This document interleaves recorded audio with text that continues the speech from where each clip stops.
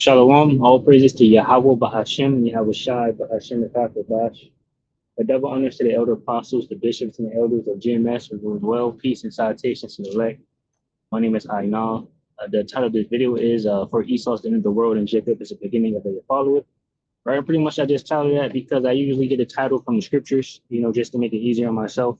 But basically, the end speaks for greatness for us, right? Because the title says it all. Esau's the end of the world, and Jacob is the beginning of it to follow. So we have something to look forward to after this devil goes down, right?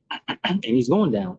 And that's pretty much what I want to get into. I'll grab Job uh, 21 because from the move that Esau is making, along with all these different bills, like the big beautiful bill and all these different decrees and all that, all the wickedness that he's doing behind the scenes, he's actually doing things to try to help himself, right, Esau. And that's because he believes that he's going to win, the great war, and he's going to continue forever, right?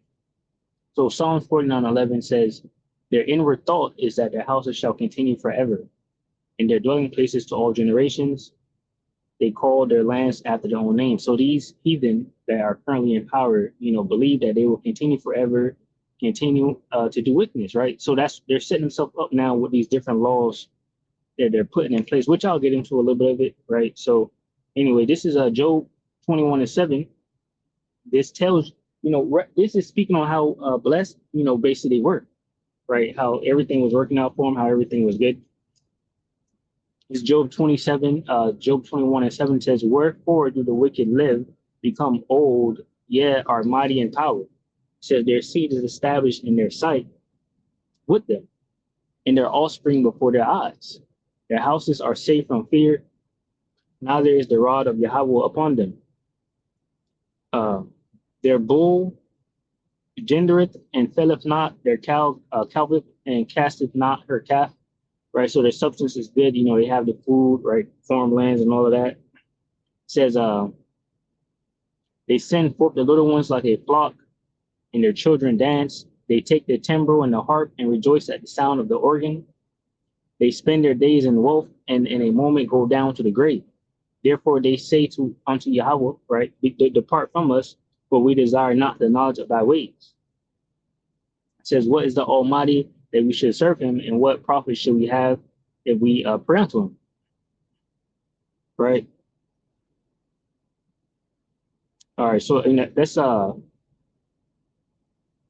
I wanted.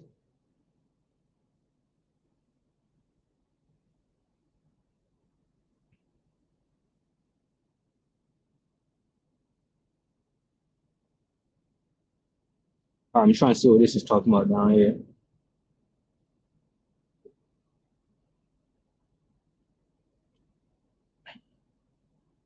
Let me get this in the NLT.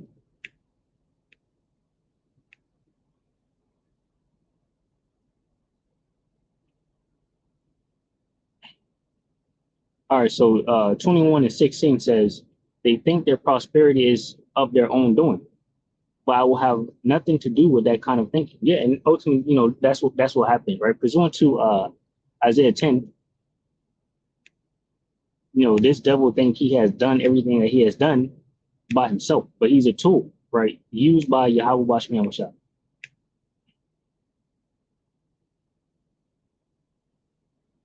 See, this is Isaiah 10:5. It says, what sorrow awaits Assyria, the rod of my anger? I use it as a club to express my anger. I am sending Assyria against a godless nation and against a people with whom I am angry. Assyria will plunder them, trampling them like dirt beneath its feet. But the king of Assyria will not understand that he is my tool. See, so he's not going to understand that. His mind does not work that way. His plan is to simply destroy, to cut down nation after nation, right? And so much so that he has cut down his own people, right? And that's pretty much what I'm getting to. And it's specifically his women. He has destroyed his women by trying to destroy the Israelite women, right? And now his woman is free to do what they want, and they're dwindling, right, in numbers. Their woman is always filing for divorces and then taking the money and all of that. So you can see that the contrast of how great he was, and to the point now where his light is being put out, right? And that's in Job 18, which you might get. Job 21:17 says, "Yet the light of the wicked never seems to be extinguished. Do they ever have trouble? Does Yahweh distribute sorrows to them in anger? Are they driven before the wind like straw? Are they carried away by the storm like chaff? Not at all." Well, you say at least Yahweh will punish their children, but I say he should punish the ones who sin so they understand his judgment. Right. So ultimately, the point I wanted was that, the wicked they have prosperity, or they had prosperity.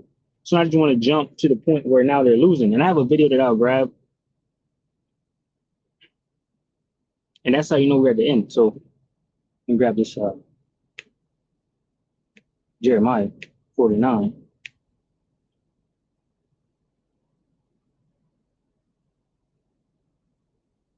All right, so it says prophecy against Edom. It says concerning Edom, thus saith the Lord Yahweh Bashem Yahweh shall host, is wisdom no more in teeming? Is counsel perished from the prudent? Is their wisdom vanished? Right. That's the point, because everything that they have done has basically led them to their own destruction. That's why Job 18, which I guess I'll grab now, it goes into that point.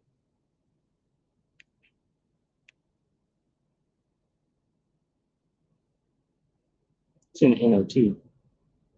That's fine. It's Job 18:5 NLT. It says, "Surely the light of the wicked will be snuffed out. The sparks of their fire will not glow.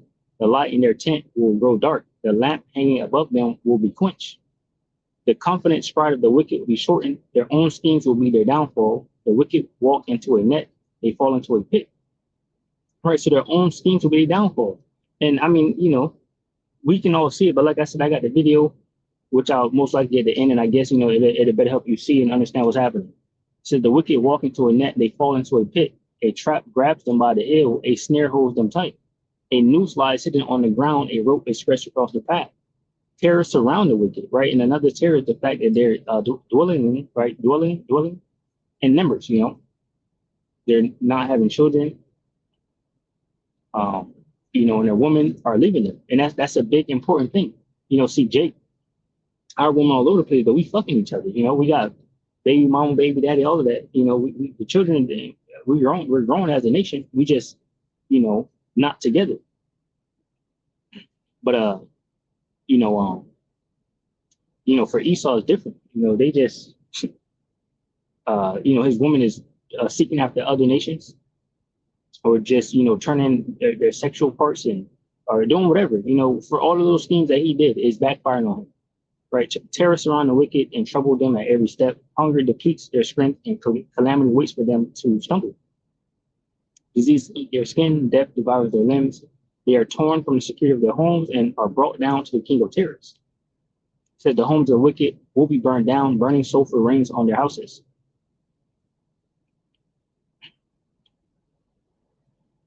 Yeah, continue. It says their roots will dry up and their branches will wither. All memory of their existence will fade from the earth. No one will remember their names. They will be thrust from light into darkness, driven from the world. They will have neither children nor grandchildren, nor any survivor in the place where they live. People in the west are appalled at their fate. People in the east are horrified. They will say, this was the home of a wicked person, the place of one who rejected God. Right, and that's the place of living in. So, which is America. All right, so let me grab this. Jeremiah 49:7.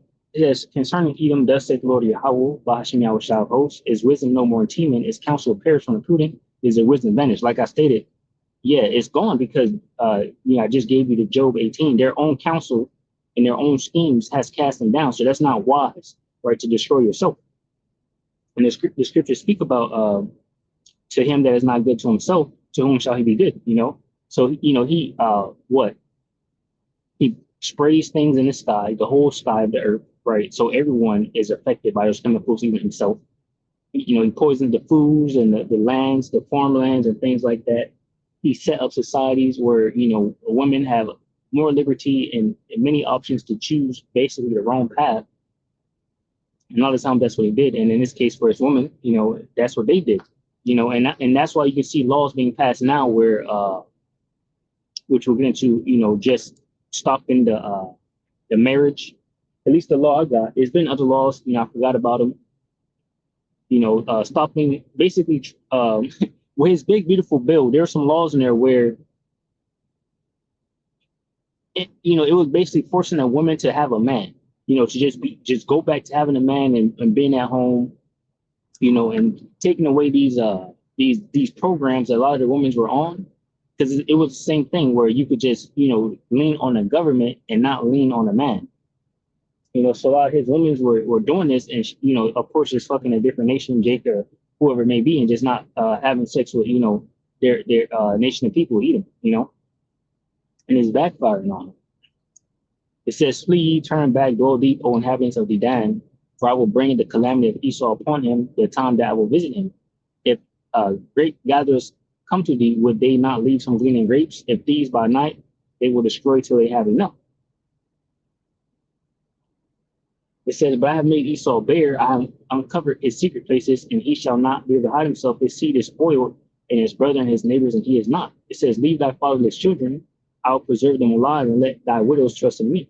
For thus saith the Lord Yahweh Bashmiah Shai, behold, they whose judgment was not to drink of the cup have surely drunken, and art thou he that shall altogether go unpunished? Thou shalt not go unpunished, but thou shalt surely drink of it.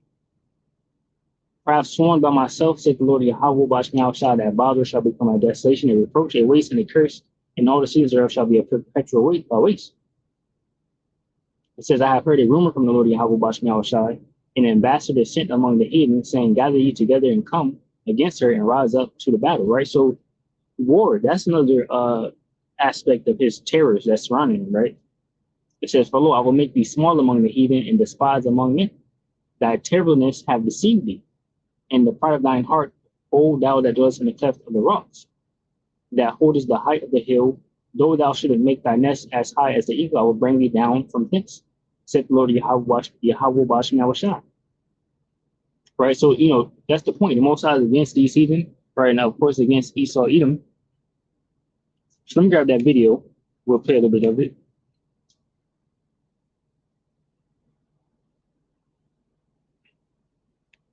So this is the video that I've seen that made me, want to just go into this a little bit. It says, "Women are furious as new divorce law could change everything." So this was right after the Big Beautiful Bill, right, where I pretty much told you that these women pretty much will have to be getting a man, have sex with him and produce offspring and all of that now. And obviously, they're not too happy about that. That we're at the center of this. Apparently, my wife is leaving me. I just found out on TikTok. Yeah, I don't know what this part was about right here. I watched about 5 minutes of it, and I don't think I ever seen her pop back up. Just because I voted for Trump. But as you can see, that's unlawful, and she said my wife. So now not only are they not having children, they're fucking each other, So Esau's trying to save himself here in the end. So this points to the fact that his own counsel has what? He's in the net by his own schemes.